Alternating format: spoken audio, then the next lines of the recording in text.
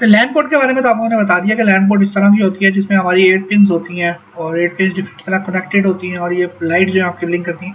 ये हमारी एक लैन की केबल होती है और इसमें ये जो आगे कनेक्टर लगा हुआ ना इसको कहते हैं RJ45। RJ45 की ना दो तरह की होती हैं चीज़ें, एक होती है स्ट्रेट थ्रू केबल और एक होती है क्रॉस ओवर केबल। अब स्ट्रेट थ्रू और क्रॉस ओवर में क्या है, अगर कि आपकी सिमिलर डिवाइसेज हैं, मतलब दो स्विचेज आपकी एक तरह की डिवाइसेज हैं जिनके मैकेनिज्म एक तरह के हैं, मैं ज़रा इसको क्लियर कर दूँ। दो डिवाइसेज अगर आपकी ये दो स्विच लगे हुए, एक ये स्विच है और एक ये स्विच है और ये सिमिलर डिवाइसेज हैं आपकी, तो फिर आपकी क्रॉस ओवर केबल यूज होती है। अगर आपकी दो डिवाइसेज डिफरेंट टाइप्स की है, फॉर एग्जांपल एक स्विच है और दूसरा कोई राउटर है, उसके दरमियान आपने कनेक्शन कराना है, तो फिर आपकी स्ट्रेट थ्रू केबल होती है। मैं रिपीट कर दूं कि अगर आपकी कोई दो डिवाइसेज है वो सिमिलर है तो फिर आपकी क्रॉस ओवर केबल यूज होती है। और दो ऐसी डिवाइसेज जो कि डिफरेंट है, जो कि फॉर एग्जांपल स्विच राउटर हो गया, switch computer, router computer sorry या राउटर फायरवॉल, तो फिर आपकी स्ट्रेट थ्रू केबल यूज होती है। अब इस सबको मैं जरा रिमूव कर दूं। अब आ जाती है स्ट्रेट थ्रू केबल और क्रॉस ओवर केबल को इसकी कलर कोडिंग क्या है। ये जो नेटवर्किंग केबल है ना, कोई भी नेटवर्किंग केबल हो, इसमें 8 तरह की डिफरेंट केबल्स होती हैं, इनटच होती हैं। मतलब 8 केबल्स लेके आप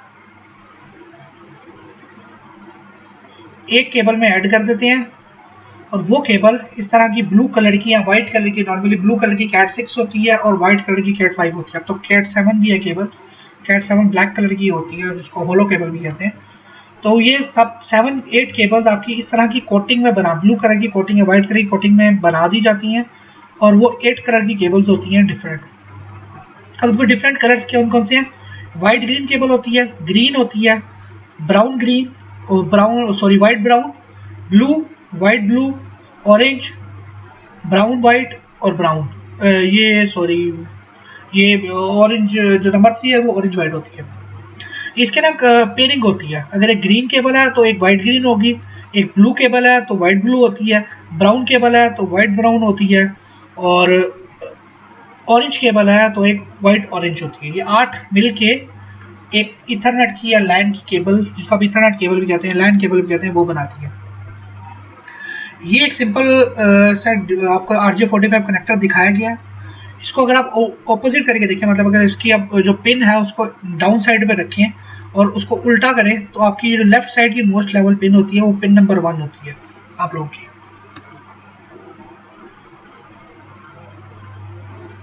एक मिनट, तो मैं ये बता रहा था कि आप लोग जो RJ45 कनेक्टर है इसको आप उल्टा करें, जो आपकी पिन होती है उसको उल्टी साइड पे रखें और जो पिन वाला पार्ट है वो आप ऊपर रखें। तो ये लेफ्ट मोस्ट पिन जो है ये आपकी पिन नंबर 1 होती है। अब अगर आपने स्ट्रेट थ्रू केबल बनानी है, अब मैं आपको एक चीज़ बता दूं कि स्ट्रेट थ्रू केबल में आप अपनी मर्जी से भी कोडिंग रख सकते हैं, मतलब अपनी मर्जी से भी आप केबल्स बना सकते हैं, लेकिन जो एक एंड की आप कोडिंग कलर कोडिंग करेंगे वही दूसरे एंड की कलर कोडिंग होनी चाहिए। फॉर एग्जाम्पल अगर आपने एक पे ग्रीन की जगह ब्राउन कर दिया है तो आपको जो उसका दूसरा एंड है उधर भी आपको नंबर 1 पे ग्रीन की जगह ब्राउन ही करना पड़ेगा। ये सीक्वेंस में चलती है स्ट्रेट थ्रू केबल। और ये जो अभी कोडिंग दिखाई गई है ये बाय डिफ़ॉल्ट है। डिफ़ॉल्ट अगर आपने कोई भी केबल बनानी है तो उसकी कोडिंग यही होती है। या आपको मार्केट में अगर कोई कोडिंग केबल मिलेगी जो कि मार्केट में आपको सस्ती मिल जाती है, 15 रुपये या 16 रुपये बाय फुट मिल जाती है, या 7-8 रुपये में मिल जाती है, तो उसमें इस तरह की कोडिंग हुई होती है। तो ये कोडिंग आप अपनी मर्जी से भी कर सकते हैं, अपनी मर्जी से भी केबल्स बना सकते हैं। स्ट्रेट थ्रू में आपको ये सिर्फ ध्यान रखना है कि जो आपने प्लेन ए पॉइंट पर रखी है वही आपका बी पॉइंट पर होना चाहिए। इसमें होता क्या, पिन नंबर 1 पे आप अपनी केबल्स को स्ट्रेट करते हैं, केबल्स को अलग अलग करते हैं इसमें, और इसमें आप ना उसको एडजस्ट करते हैं केबल्स को। ग्रीन वाइट को पहले रखते हैं, फिर ग्रीन को रखते हैं, फिर ऑरेंज वाइट, फिर ब्लू वाइट, फिर ऑरेंज, फिर ब्राउन वाइट और फिर ब्राउन। इसको आप एक तरह सेट कर लेते हैं और फिर केबल्स को इस तरफ से आप इंसर्ट करते हैं अंदर की तरफ, इस तरफ इतना आप इंसर्ट करते हैं कि आपको नजर आ जाता है कि आपकी सारी की सारी केबल जो है अपने अपने पॉइंट्स पे बैठ गई है। इसके बाद एक केबल का डिवाइस आती है जिससे आप इसको पंच करते हैं, इस कनेक्टर को पंच करते हैं। वो डिवाइस मैं आपको दिखाता हूँ। ये आपका नॉर्मली इस तरह का पंचर होता है जिसमें आप इस जगह पे एक मिनट, आप इस जगह पे अपनी जो आपने कनेक्टर बनाया है जिसमें आपने केबल्स को RJ45 में ऐड करते हैं और फिर इसको दोनों को प्रेस करके आप केबल्स को पंच कर देते हैं। वो क्या करता है, वो जो कनेक्टर है वो पिंस को प्रेस करता है उसके ऊपर, केबल्स के ऊपर, और उसको हार्ड फर्म बाइंड कर देता है। तो ये था आपका लैन केबल। लैन केबल क्या होती है, आप लोग LAN port, sorry LAN cable क्या होती है, RJ45 कनेक्टर किस तरह का होता है, और स्ट्रेट थ्रू केबल किस तरह बनाई जाती है, उनकी कलर कोडिंग किस तरह की होती है केबल्स की। अब जरा आ जाती है क्रॉसओवर ईथरनेट केबल पे। कोई ऐसी केबल जो कि आप दो सिमिलर डिवाइसेस को आपस में कनेक्ट करने के लिए यूज करना चाह रहे हैं। अगर आप मार्केट में कभी भी खरीदना चाहें तो वो आपसे लाजमी पूछते हैं आपको स्ट्रेट केबल चाहिए, क्रॉसओवर चाहिए। तो अगर आपके दो सिमिलर डिवाइसेस हैं तो उसमें आप स्ट्रेट केबल यूज करेंगे, और दो डिफरेंट अगर आपकी चीज़ें हैं तो उसमें आप क्रॉस सिमिलर चीज़ें हैं तो उसमें क्रॉस केबल यूज करते हैं। अब क्रॉस केबल की कोडिंग आपको वही रखनी है जो बाय डिफॉल्ट होती है। इसमें भी सेम उसी तरह ही है। RJ45 को उल्टा करेंगे तो लेफ्ट साइड मोस्ट आपकी पिन नंबर 1 होती है। इसमें अब आपके एक दो एंड होते हैं, एक ए एंड होता है और एक बी एंड होता है। इसमें नॉर्मली केबल्स का क्या होता है, ये ट्रांसमिट और रिसीव की केबल्स होती हैं। जब आप ग्रीन मतलब फॉर एग्जाम्पल वाइट ग्रीन है तो आपका ट्रांसमिट कर रहा है, वाइट ग्रीन है तो वो आपका रिसीव कर रहा है। अब ये हमारे दो पे आपको कनेक्शंस बता दूं इसके किस तरह होते हैं। स्ट्रेट थ्रू केबल्स के जो कनेक्शन है ना वो आपके नंबर 1 पोर्ट पर ट्रांसमिट होता है, और दूसरे एंड पे बी एंड पे नंबर 1 पोर्ट भी आपका रिसीव होता है जो कि ग्रीन वाइट होता है। नंबर 2 पोर्ट पर आपका ट्रांसमिट 2 होता है, नंबर 2 पोर्ट पर आपका रिसीव होता है, फिर नंबर 3 पोर्ट पर रिसीव होता है, नंबर 4 पर ट्रांसमिट होता है। ये बाकी जो है ये डेटा की ट्रैवलिंग के लिए होती है, और नंबर 6 आपका रिसीव और नंबर 6 ही आपका ट्रांसमिट होता है। अब ऑपोजिट अब क्रॉस ओवर में आ जाए। क्रॉस ओवर में जो नंबर 1 के आपका ट्रांसमिट है ना +1, वो इधर जाके रिसीव प्लस पे कनेक्ट होता है।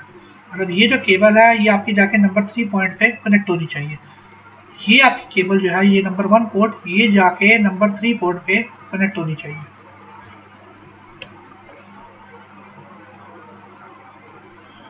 इसको आपके लिए थोड़ी कलर कोडिंग थोड़ी याद करनी पड़ेगी। जिस तरह मैं बता रहा था कि पहली पोर्ट आपकी ग्रीन वाइट होती है, दूसरी पोर्ट ग्रीन है, तीसरी ब्राउन वाइट है।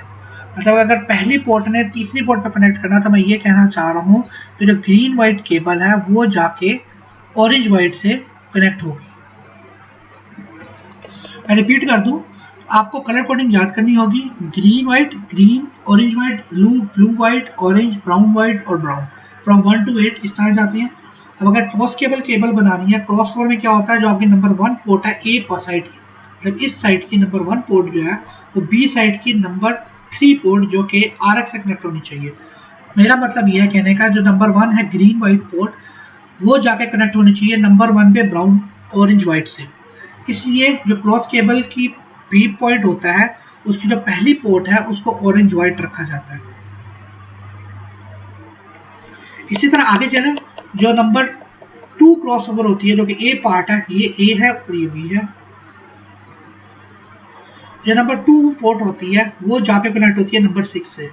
अब ये नंबर 2 पोर्ट है इसने कनेक्ट होना है जाके नंबर 6 से। इसका मतलब ये है कि दूसरी साइड पे तो वो ग्रीन ही है, लेकिन जो ऊपर की साइड बी एंड होगा उस पर वो होगी ऑरेंज पोर्ट। इसी तरह बाकी आपकी सारी की सारी कनेक्टिविटी होती है। 3 जो है आपकी यहाँ जो पिन नंबर 3 है वो आपकी पिन नंबर 1 से कनेक्ट हो जाती है डिफॉल्ट की, और इसी तरह 4 पे ही रहती है, 5 पे रहती है, 7 और 8 उधर ही रहती हैं, और बाकी चीज़ें होती हैं। तो ये पूरी का पूरा आपका थ्योरी है आपकी केबल कनेक्टिविटी के पीछे।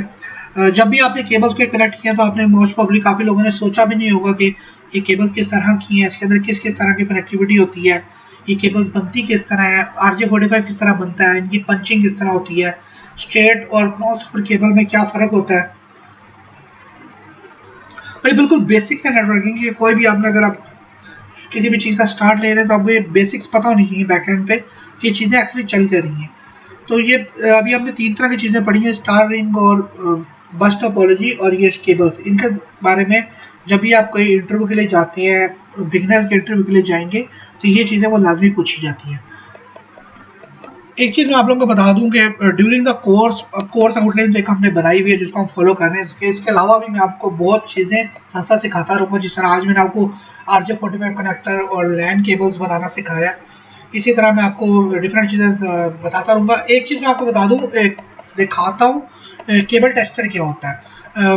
जब भी आप लैन केबल बनाते हैं ना तो उसको टेस्टिंग करने के लिए एक टूल इंट्रोड्यूस हुआ था जो कि नेटवर्किंग में इन लोगों ने इंट्रोड्यूस करवाया था, ताकि आप कोई केबल अगर बना रहे हैं तो उसको टेस्ट कर सकेंगे आप किस तरह वो इधर चल रही है कि नहीं चल रही या किस तरह चल रही है। तो 1 मिनट में आपको टेस्टर दिखाता हूँ। इस तरह का केबल टेस्टर होता है। इसमें आप एक पोर्ट को यहाँ पे इंसर्ट कर देते हैं अपनी केबल के एक एंड को, और दूसरे एंड को आप यहाँ पे इंसर्ट कर देते हैं। ठीक है, तो इस पे आपने एक बटन होता है जिसको आप यहाँ से ना इसको प्रेस करते हैं, तो यहाँ पे आपकी लाइट ट्रांसमिट हो रही होती है और इधर आपकी लाइट रिसीव हो रही होती है। अब तो बहुत एडवांस भी आ गया, मतलब इन दोनों को आप अनप्लग भी कर सकते हैं। और फॉर एग्जांपल ए आपकी यहाँ केबल है और दूसरी केबल आपकी बी कहीं और पड़ी हुई है, तो आप क्या करते हैं, इस दोनों को अलग करके इस वाली चीज़ को यहाँ लगा देते हैं और दूसरे एंड पे आप जाके ये पार्ट लेके इधर चले जाते हैं और इधर से आप ये ऑन करते हैं। जब ये ऑन करेंगे तो यहाँ से आपकी पॉइंट्स ट्रांसमिट हो रही होंगी और यहाँ पे ये रिसीविंग कर रहा होगा। अगर किसी केबल में फॉल्ट होता है ना, तो यहाँ ट्रांसमिट पैकेट होता है, यहाँ पर रिसीव नहीं होता, या यहाँ से ट्रांसमिट नहीं होता और यहाँ पर रिसीव नहीं होता, तो इससे फॉल्ट को चेक किया जाता है। तो ये हमारा केबल टेस्टर होता है जो कि हम नॉर्मली यूज़ करते हैं। और ये क्योंकि डिफरेंट जो भी आपके जब आप कंपनीज में काम करेंगे तो वहाँ पे एक अलग लोग होते हैं जो कि आप डेटा सेंटर हैंडल करते हैं, तो डेटा सेंटर वाले लोग इन इक्विपमेंट्स को उनके पास होते हैं। लेकिन ये चीज़ें आप लोग को पता होनी चाहिए कि ओबियसली ये चीज़ें एग्जिस्ट करती हैं।